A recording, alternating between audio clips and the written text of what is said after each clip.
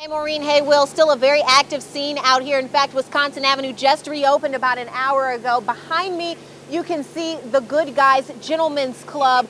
Police, arson investigators still scouring this area. Here's what we know. Just after 8 tonight, a patron at the club was thrown out for allegedly taking pictures of exotic dancers. Now, police say he came back with a gas can about 10 minutes later, threw that gas on a club employee.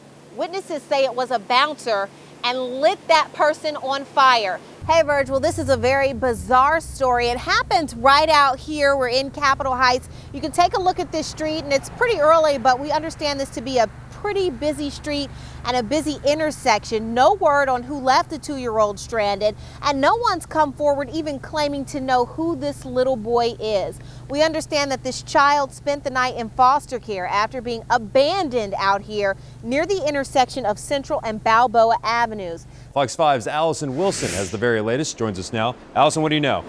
Brian, well, I can tell you down on Constitution, it's closed right here all the way down to at least 17th Street. Here's what we know, and this information is coming to me from Assistant Chief Lawrence Schultz from DC Fire. There were 2 people, one of them apparently an employee of the company that put the fireworks show on.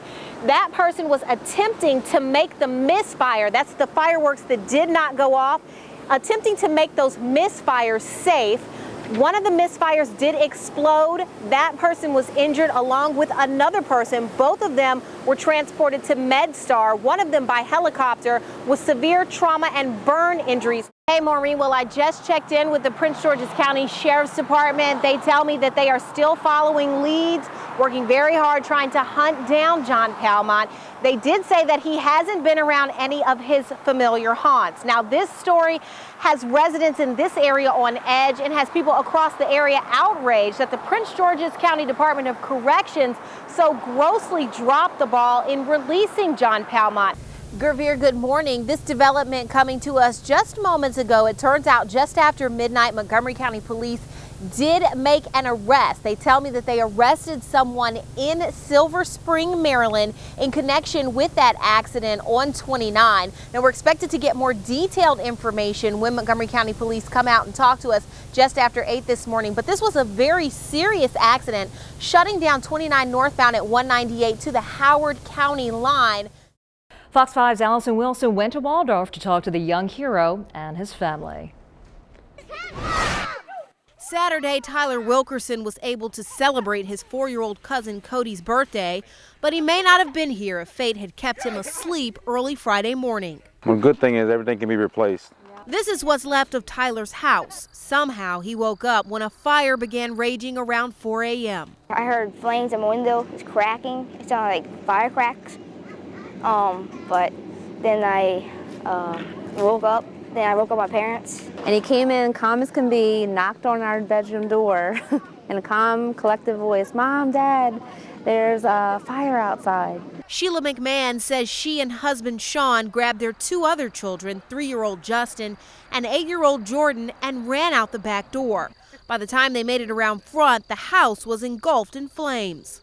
The whole front of our yard was a big glow. The fire claimed everything, Sean's car, even pictures he had of his mother and sister who both died last year. Out of all this ruin, the family tells me it's pretty amazing that this piece of wood didn't get burned. Take a look at this. This is the beam that Sheila's father signed when he finished building this house for them in September of '04. Sean and Sheila say Tyler is their angel, waking up just in time, something especially unusual because he has a reputation for being a deep sleeper. And if it wasn't for him, both say this happy family gathering would be a totally different kind of get-together. In Charles County, Allyson Wilson, Fox 5 News. Hey Brian, that's right. The President Inn has been a fixture on the landscape here for decades. It actually used to be a Ramada. Now tonight it's full of people, but not for long if the district has their way. The Attorney General says that the place is a cesspool of filth, and people that we talk to who use it agree. Jazz Garza can tell you horror stories about the President Inn. The linens are dirty, the linens still, the sheets still look like they were, urinated on. There's mice, there's rat droppings and stuff like that. And she says she's got the scars and rashes to prove it. Garza says these marks are from bug bites and filthy conditions from her frequent overnight stays at the hotel.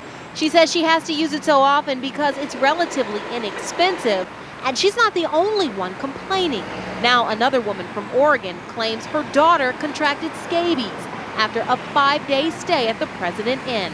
And after a lengthy investigation by the Department of Consumer and Regulatory Affairs, the district now wants to shut it down. They found blood-splattered walls, they found used condoms, they found bed linens with dead and alive bugs, they found hair, they found conditions that were just atrocious. Melissa Mers from the Attorney General's office says the President Inn is also operating without a certificate of occupancy and a business license.